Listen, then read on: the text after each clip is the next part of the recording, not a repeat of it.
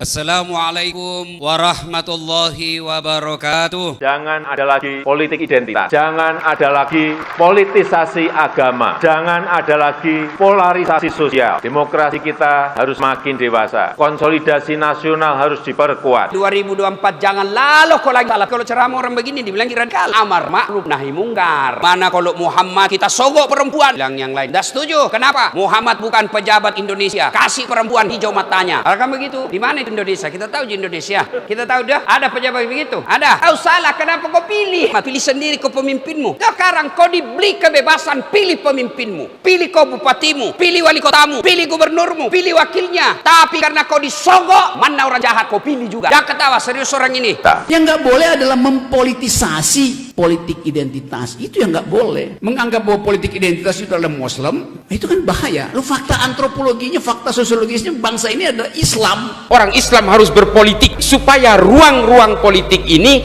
tidak menjauh dari maqasidus syariah. Kita bermohon semoga rahmat Allah senantiasa dicurahkan dan melahirkan keberkahan-keberkahan terbaik yang diridhai Allah Subhanahu wa taala. Komen, like, and share. Like, subscribe, share, and comment. Faktanya masyarakat kita masih sangat dipengaruhi oleh hal-hal seperti itu. Jadi contoh kalau tadi bicara, Ganjar kenapa bisa kuat? Oh iya, begitu kita cross tabulasi, Jawa Tengah sama Jawa Timur tinggi banget. Ternyata penduduk transmigran di Sumatera yang berasal dari Jawa juga ke Ganjar karena simbol terkuat. Dari kalangan Jawa. Kenapa Mas Anies kuat? Ternyata dia kuat di daerah Aceh, Mandailing, Jambi, orang penduduk Lampung asli. Oh, ada kecenderungan ini basis etnis dan daerah yang dulu cenderung tidak memilih Jokowi. Sehingga ketika ada simbol anti Jokowi saat ini, dengan mudahnya etnis dan Sumatera Barat, aspek bermula tadi, Sumatera Barat akan ke sana.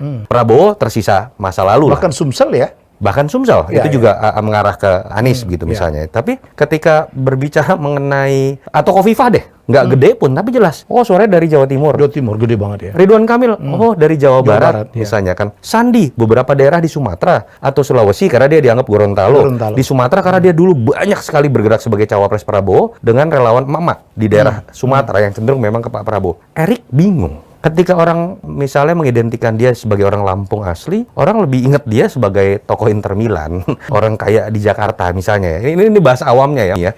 Itu yang menurut saya menjadi kelemahan dari Mas Erik. Dia punya personal branding yang sangat lengkap, tapi basis primordial dan tradisionalnya lemah. Itu yang menyebabkan naiknya perlahan sekali. Kalau dipasangkan yang terkuat sekarang adalah Ganjar. Kalau Ganjar dengan Ganjar Sandi atau Ganjar RK masih paling tinggi, ketiganya lalu baru Ganjar Erik. Kalau Pak Prabowo kalau Mas Anies paling tinggi itu dengan menarik sih dengan Sandi juga tinggi sekali. Pak Prabowo ini menarik, Pak Prabowo paling tinggi malah dengan Anies. Mungkinkah? Kalau Mas Anies dalam tanda kutip akhirnya tidak menjadi seorang capres karena gagal mendapatkan tiket, mungkin pilihan menjadi seorang cawapres bisa masuk akal. Dan buat Pak Prabowo ketika misalnya harus berhadapan dengan Ganjar yang elektabilitasnya punya ruang gerak lebih untuk naik, satu-satunya yang bisa mendongkrak suara dia adalah ketika dia berpasangan dengan Anies, karena dia akan dimaafkan oleh sebagian segmen yang sempat kecewa terhadap beliau karena dianggap berkhianat dengan masuk menjadi bagian dari pemerintahan Jokowi. Walaupun ada risiko juga, sebagian pemilih Jokowi yang udah milih dia mungkin akan kecewa. Ini pusing jadi Pak Prabowo sekarang. Oke. Voters kan akan banyak, 60% anak muda ya. Yes, Pemilih more than 60%. Pertama ya. Early voters 17 sampai 21 tahun dan katakanlah kalau kita pakai definisi ini 39 tahun deh. Oke. Millennials. Ya walaupun milenial Gen beneran Z, kalau ngobrol sama anak startup 39 mah ketuaan gitu kan sebenarnya kan. Tapi mereka akan didominasi oleh pemilih-pemilih Ini tadi. kan akan mempengaruhi peta juga ya, karena kita tahu umur-umur itu ahistory ya. Mereka tidak tahu yang lalu gitu. Betul. Dan yang mereka pilih itu yang bagus campaign di medsos. Betul. Kalau saya lihat nih toh ya. Yes. Gua ngomong tentang personal branding, bagaimana kita harus memanfaatkan medsos yang elektabilitas tinggi, itu personal ininya medsosnya bagus semua. Just name it. Yes. Pak Ganjar, Ridwan Kamil, Anies, kemudian Sandi. Erick Thohir, Sandi Uno. Betul. Saya pikir inilah yang kekurangannya Pak Prabowo. Betul. Yang dia pikir dia mungkin nggak megang sendiri kali Mas, nggak saya megang yakin sendiri gitu ya. Dan timnya juga tidak bergerak nih. Betul. Ya itu yang dulu kan Prabowo kan nomor 1 ya. Yes, Prabowo sampai tahun lalu jauh di atas yang lain. Ya. Dan sekarang kan tinggal masalah penurunannya sampai di mana? Angka berapa dan mungkin apa yang dijelaskan Umi tadi mungkin terkesan tidak terlalu dianggap serius oleh partai ya kadang-kadang ya. pengguna medsos berapa, lalu kemudian yang penting kita bagi-bagi di bawah dan segala macam. Tapi fakta pembentukan branding, pengendalinya itu kan sekarang adalah not even TV, sosmed gitu ya. Dan terutama ada beberapa perkembangan data terakhir yang menarik kan Mas. TikTok misalnya, growth tertinggi dari semua video misalnya, dan ditambah dia itu ditonton oleh segmen A sampai E. Beda nih kalau Instagram itu kan fokusnya hanya pada segmen menengah dan menengah ke atas gitu kan, dan TV kan makin turun, mereka makin naik kan, Facebook sedikit mulai makin turun, sementara TikTok makin naik, WhatsApp kita nggak pernah bisa crawling datanya, artinya kan tiap hari terjadi tuh pertarungan ide di ruang gelap yang kita nggak tahu, dan siapapun yang menguasai itu belum tentu menang pemilu, tapi akan sudah memenangkan pertarungan brandingnya. Betul. Dan itu akan memudahkan pertarungan di bawah. Kita belajar dari negara tetangga ya, Filipina tiba-tiba ada anak bapak itu gitu, memenangkan jadi presiden karena mengelola medsos dengan baik. Dan itu kan punya kisah lebih mengerikan dibanding, mohon maaf ya, mitos tentang Pak Harto misalnya. Pak Harto dengan semua perdebatannya kemudian tidak pernah kabur ke luar negeri misalnya. Kalau ini kan benar-benar kabur, istana diserang begitu ya, Marcos. Dan ninggalin sepatu banyak banget. Ninggalin sepatu dengan berbagai kisahnya lah. Tapi akhirnya kemudian anaknya jadi presiden. Dan fenomenanya kan banyak, kalau saya dengar dari beberapa wawancara kan penggunaan TikTok secara luar biasa. Jadi, tapi mereka tidak berhenti pada berbicara mengenai kejayaan masa lalu, atau kemudian berharap pada ahistorinya para pemilih milenial, dengan kemudian mereka merasa bisa menipu anak-anak muda yang tidak tahu sejarah. Enggak, karena ada kesadaran anak muda juga sangat jago mencari informasi. Disitulah kemudian mereka masuk ke instrumen TikTok.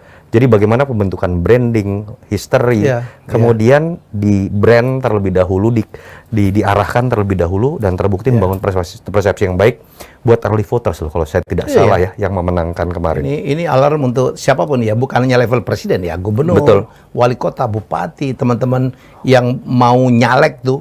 Ya, jadi sekarang ada ilmu algoritma tuh. Ilmu algoritma di media sosial yang berbeda banget dengan dulu media-media konvensional seperti TV dan koran gitu. Ya, jadi menurut saya, wah ini lahan baru juga untuk ini menarik ya, toh ya. Tidak terduga dan jauh lebih kompleks dibanding 2019, termasuk jauh lebih kompleks ketika Jokowi maju kemarin di 2014 pertama kalinya. Tapi harapan kita kalau bisa jangan 2 calon dong. Ya, paling tidak pilihannya lebih banyak. Ya, minimal 3 lah ya. Minimal 3. Kalau 2 tuh kasihan gitu, kita terbelah banget ya. Betul. Jadi kita dipaksa gitu. Iya. Bisa berantem tuh, 1 ranjang 2 mimpi itu. Ya, ada yang tunggungan gitu. Ya dulu, wah Prabowo Jokowi itu menjadi sesuatu. Dua-duanya ternyata gabung akhirnya kan. Iya, ternyata gabung. Ada yang setuju, nah begitu dong. Ya kan, ada yang mengatakan, waduh kok begitu. Jadi, ya waktu akan berjalan terus. Terima kasih Toto sudah memberikan diundang ketiga kali ke kita gitu. Semoga ini bagian dari kita mengedukasi masyarakat ya, terutama anak-anak muda ya. Jadi pergunakan hak pilih. Mari kita tadi saya ngomong dengan Alexander Marwata gitu. Karena kita concern betul ada faktor-faktor X ya. Faktor cukong lah gitu yang berada di dalam setiap pemiluhan yang buat yang terpilih mengarahkan angin. Jadi kita berharap ke depan, mari kita memanfaatkan hak pilih kita secara betul-betul real. Yang akan kita pilih itu adalah pemimpin 5 tahun ke depan. Amin. Kejayaan akan kembali ke tangan umat Islam, insya Allah. Tetap yakin. Saya Karin mohon undur diri. Subhanakallahumma wa bihamdika asyhadu an la ilaha illa anta astaghfiruka wa atubu ilaik. Billahi taufiq wal hidayah. Wassalamualaikum warahmatullahi wabarakatuh. Terima kasih.